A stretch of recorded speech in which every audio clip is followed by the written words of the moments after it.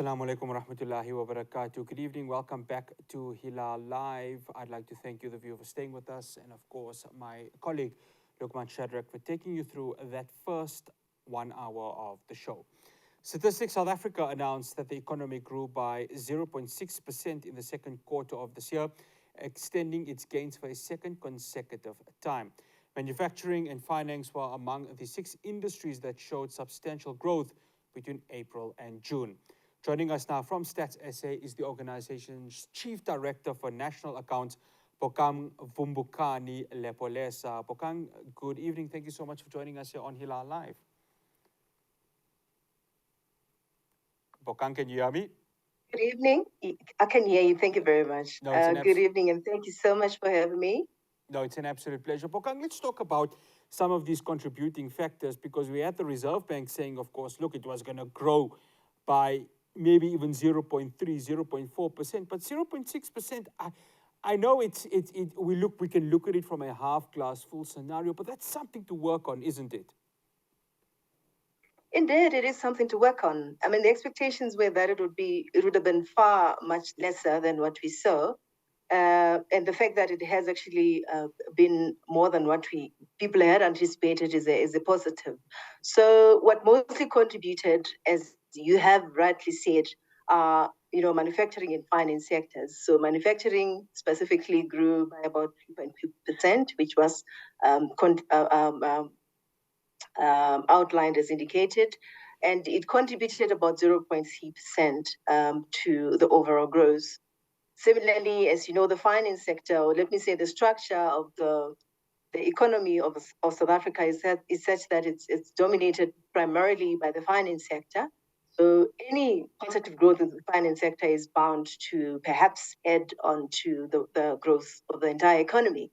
So the finance sector grew largely, primarily because of the real estate activities, as well as the intermediaries. So why I'm bringing this is because people assumed that there should have been rather a decrease in what we're seeing, especially in the intermediaries, because people are feeling the pinch now. Not many people want to take on advances, for instance, on mortgages. However, we saw the finance sector, specifically looking at the financial intermediaries, growing largely, extensively, and therefore contributing to the sector, growing by 0.7 of a percentage point. It suffices to say that perhaps when you look at what happened in the previous quarter, we had previously reported agriculture and electricity as the only sectors that contributed in the previous quarter. However, in this current quarter, we did see quite a significant change, specifically in the agriculture sector. From the 12.3 that we had reported previously, the sector grew, as we have seen, largely because of the harvest and the weather conditions, because those are the two determining factors. We also saw growth in the personal services industry, mining, inquiring, increasing by 1.3% and contributing about 0.1 of a percentage point. But I should say overall, the 0.6% that we're seeing is still not enough, given the current structural constraints and the problems that are within the South African economy. Yeah, I was going to say, I mean, the 0.6%, I mean, we'll probably celebrate anything that is there right now. Bokang, manufacturing, I was shocked at it when I saw the statistics with regards to that, because remember, we're dealing with load shedding that is, of course, really hurting the economy. But, I mean, manufacturing, that was quite a surprise, wasn't it? I mean, talk to us about that in terms of the collection of data when you looked at mining and you saw quite a good rise in that percentage points.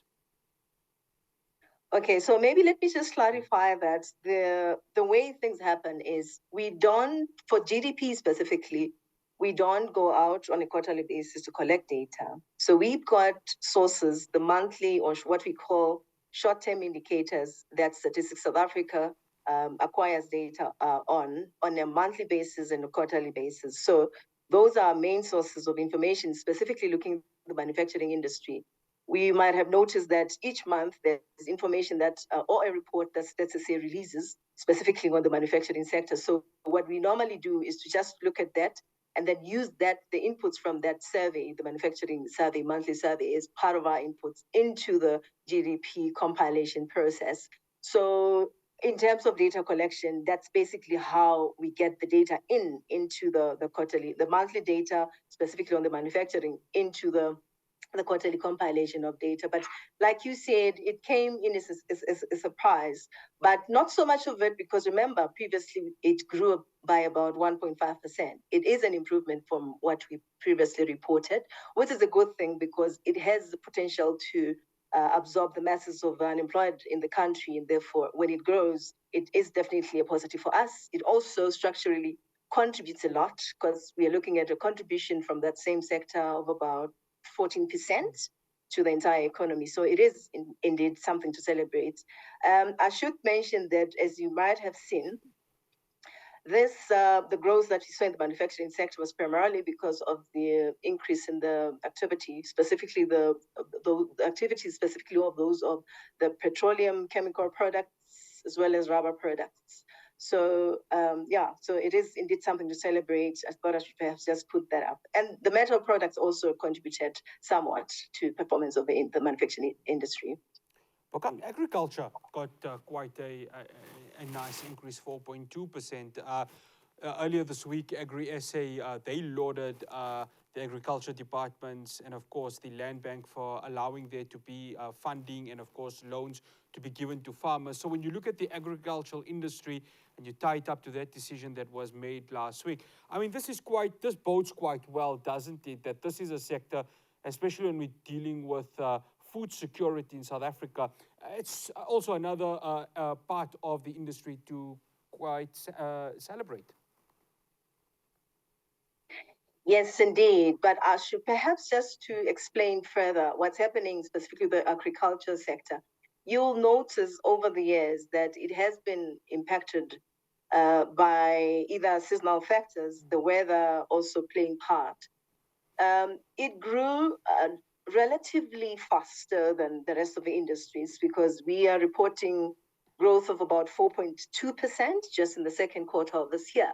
But if you look at that, in terms of contribution, it's very little because the sector contributes, at least for this quarter, it's contributing only 0.1 of a percentage point. So you'll agree with me that in as much as it grew by 4.2%, it only contributed little. And that's always a problem with agriculture because in as much as we can see activities improving, and specifically now with the harvest that largely contributed to its growth, and the weather conditions also allowing, yes, we can celebrate, but again, its contribution is always worrying in that it's really little. It doesn't really make a dent. Yes, it is positive. We have to celebrate it.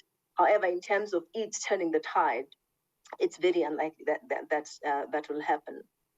Bokang, mining, that also had a bit of a rise there.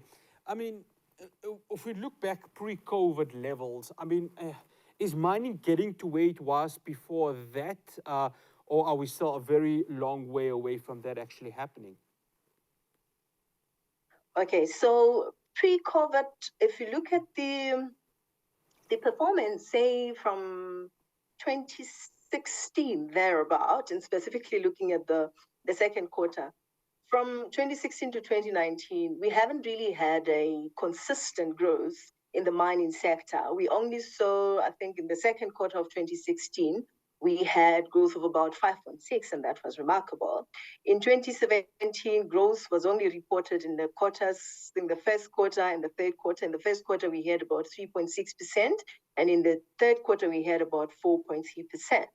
In the second quarter of 2018, we had 1.6, which is more or less just above what we report now because we saw it grow by 1.3%. And in 2019, quarter two didn't report any positive growth. However, we saw growth in the two quarters. Quarter one, which rose about 0.1 of a percentage, 0.1%, and quarter four, which saw growth of about 1.1%. So if you look at that, and perhaps the trend across the second quarters of each year, we can't really say with consistency that, yes, it is going back to pre-COVID. Yes, we've had those spikes that I've highlighted in the specific quarters that I spoke about, but we can't say, yes, we are going back to the pre-COVID.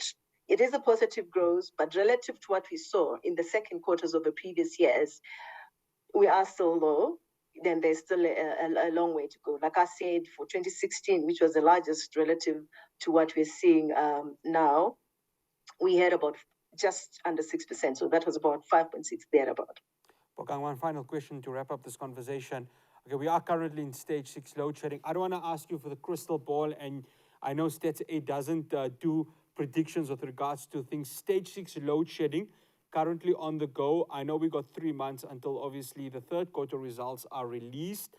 Will this be a bit of a hindrance in terms of GDP growth, or is it too early to tell? Okay, so as you rightly said, we don't do any forecasts ahead. We can only assume that if it continues, or even if things get worse and we find ourselves maybe in the stage 8 or stage 10, definitely the situation is going to be catastrophic in that people will not be able to operate. Yes, there are talks that businesses are trying to remain resilient. They are trying to find ways to operate amid everything else that's happening structurally and otherwise. But it is still going to be a problem if we are going to encounter, higher stages of load shedding, because obviously the operations will be hampered. And we cannot say with certainty what's going to happen in the next 2 quarters. As I've said, we do not forecast ahead. However, we can only say comfortably that if the situation remains, or even if it gets worse, or if it becomes worse, then clearly there is going to be a problem. Bokang, we'd like to thank you so much for joining us here on Hilaal Live. Really appreciate it. Thank you very much. I really appreciate this. That's Bokang Vumbukani Lepolesa. She is the Stats SA Chief Director for National Accounts, just giving us a heads up in terms of the GDP growth that had happened here in South Africa for that second quarter, 0.6%. Look, we take it for what it is, especially with so many economic issues that we are dealing with in this country. Now, I was supposed to have an interview up next. It was supposed to discuss the current energy crisis that we're having in South Africa with regards to stage 6 load shedding and generation capacity. I've been asked not to mention his name, who was supposed to be my guest. But just before we started the show, I got a phone call saying that his legal team had advised him not to come on air. So unfortunately, the interview I was supposed to have, quite a knowledgeable person with regards to energy and, of course, discussing the energy crisis, was told that he cannot speak with regards to this situation. So unfortunately, we cannot have that interview here on Hilaal Live. But I will bring you an interview we had last week with Mr. Elwyn Smith from the South African Renewable Association to talk about South Africa and China's renewable deal that has been signed. After that interview, we will then go for Isha Salah to Makkatul Mukarramah, and then I'll have your latest in news. Do stay tuned.